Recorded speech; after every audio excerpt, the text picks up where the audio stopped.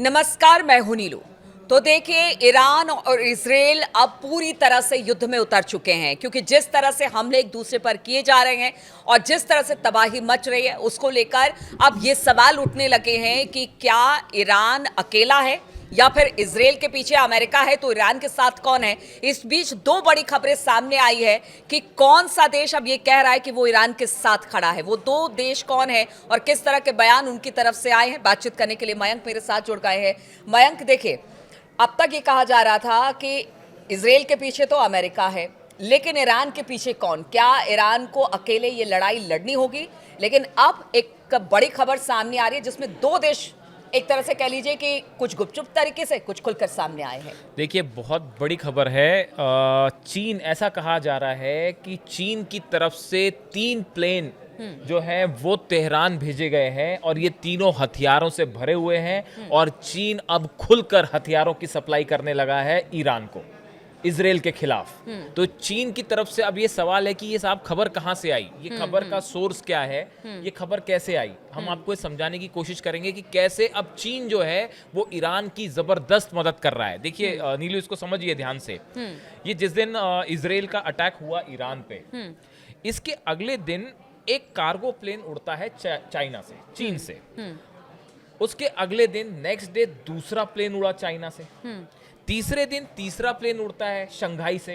अच्छा। और ये तीनों प्लेन जो हैं, इन तीनों को जाना था लग्जमबर्ग, यूरोप में जाना था, लग्जमबर्ग जाना था। लेकिन ये प्लेन उड़ते हैं, अब देखिए ये कहाँ जाते हैं, ये कजाकिस्तान जाते हैं, उसके बाद उज्बेकिस्तान के करीब जाते हैं, तुर्कमेनिस्तान के करीब जाते हैं, और उसके बाद अचानक तीनों राडार से गायब हो जाते हैं।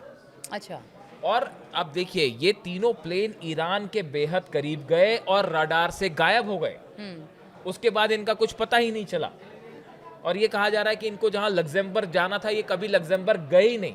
अच्छा। अब ये 3 प्लेन कौन से थे साहब? ये जो तीनों जहाज थे, ये बोइंग 747 है।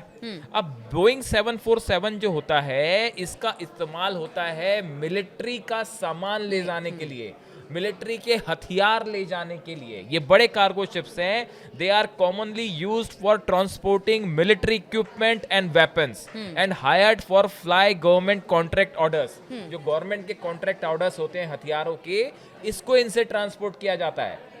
सरल शब्दों में हम कहें, चीन से 3 विमान उड़े हथियारों से भरे, जो ईरान की एयर स्पेस में एंटर करते हैं या उसके बेहद पास जाके रडार से गायब हो जाते हैं। और ऐसा माना जा रहा है, कुछ एक्सपर्ट्स ऐसा मान रहे हैं कि ये जो तीनों प्लेन थे, ये हथियारों से भरे थे और चीन ने हथियारों से अब ईरान की जबरदस्त मदद करनी शुरू कर दी है। हालांकि देखिए, ये खबर इंटरनेशनल मीडिया में आप सर्च करेंगे, आपको कई जगह मिल जाएगी। सोशल मीडिया में एक्सपर्ट्स इस पे चर्चा करते मिल जाएंगे। लेकिन साधारण सी बात है, इसका कोई ऑफिशियल कंफर्मेशन नहीं आता। हाँ। चीन ने इसको डिनाई कर दिया और ईरान ने भी डिनाई किया कि नहीं, ऐसी कोई बात नहीं है। तो ऐसी बातों का वो कुछ नहीं होता। अब देखिए, इसके पहले खबर आई थी कि ईरान की तरफ से 800 बैलिस्टिक मिसाइल बनाने का सामान जो है वो चाइना को ऑर्डर किया गया। ये अभी 2 हफ्ते पहले की खबर थी। जो अमोनियम परक्लोरेट होता है, इसका इस्तेमाल सॉलिड फ्यूल बनाने में होता है मिसाइल का। हमने एक वीडियो में इसकी चर्चा भी की थी।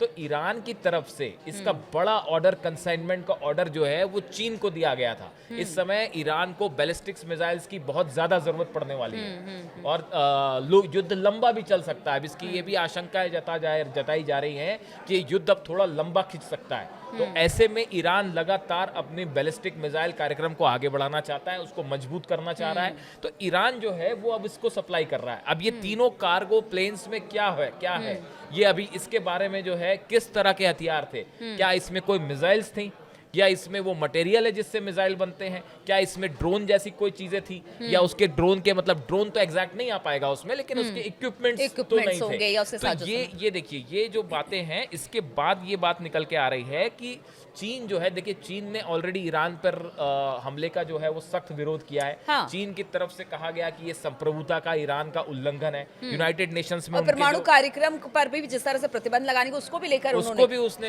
किया कि भाई परमाणु कार्यक्रम पे जो बैन लगाने की बात हाँ, करी अमेरिका ने, उसके खिलाफ भी था चीन। चीन के प्रवक्ता ने यूनाइटेड नेशंस में कहा है कि जिस तरह से हमले हुए ईरान पे, ये ईरान की संप्रभुता के खिलाफ है। ईरान एक आज़ाद देश है और उस पर फौरन हमले रुकने चाहिए। तो चीन, आपने दो देशों की बात की, पहले की बात है चाइना। चाइना खुल के अब जो है वो सपोर्ट करने लगा है। अब जो दूसरे देश की बात आपने की है, ये हमारे दर्शकों के लिए एक नई चीज हो सकती है। दूसरा देश है नॉर्थ कोरिया।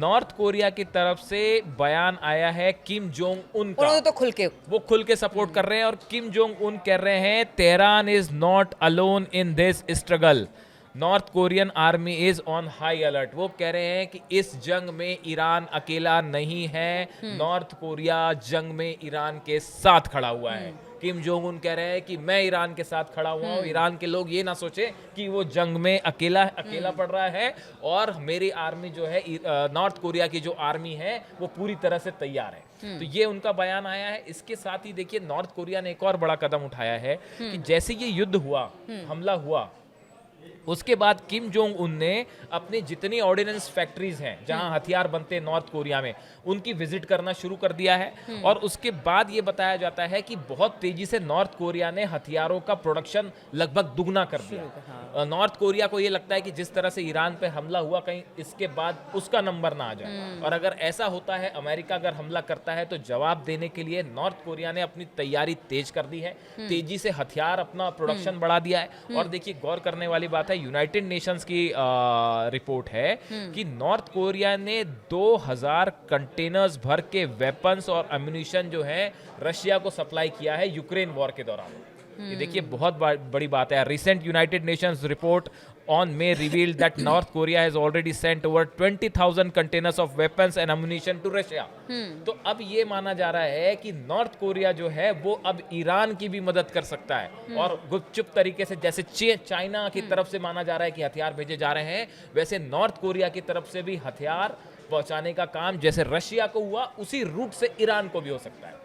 तो मतलब अगर इन सब चीज़ों को देखा जाए, जैसे रूस यूक्रेन युद्ध हम देख रहे हैं 1.5-2 साल के करीब पहुंच गया, तो क्या जिस तरह से अब एक दूसरे को सपोर्ट करके ये तमाम देश आगे बढ़ रहे हैं, कि अगर ईरान को रूस और चीन सपोर्ट करता है, इधर इसराइल को अगर अमेरिका, तो फिर ये लंबी लड़ाई है। बिल्कुल, देखिए अब इसमें 2-3 बातें बड़े समझने वाली हैं। बात नंबर 1, अमेरिका के सपोर्ट के बिना ईरान के परमाणु कार्यक्रम को इजराइल नुकसान नहीं पहुंचा सकता। ये तो आप समझ ही गए होंगे कि फोर्दो का जो प्लांट है, उसको अब कुछ नुकसान नहीं हो सकता। कम से कम इजराइल तो नहीं कर सकता नुकसान। अगर उसको तबाह करना है तो अमेरिका की एंट्री जरूरी है। अब ये सब देश जो है वेट कर रहे हैं, चाइना भी वेट कर रहा है, रशिया भी वेट कर रहा है, नॉर्थ कोरिया भी वेट कर रहा है कि अगला कदम अमेरिका का क्या होता है। क्या अमेरिका ईरान पे हमला करेगा?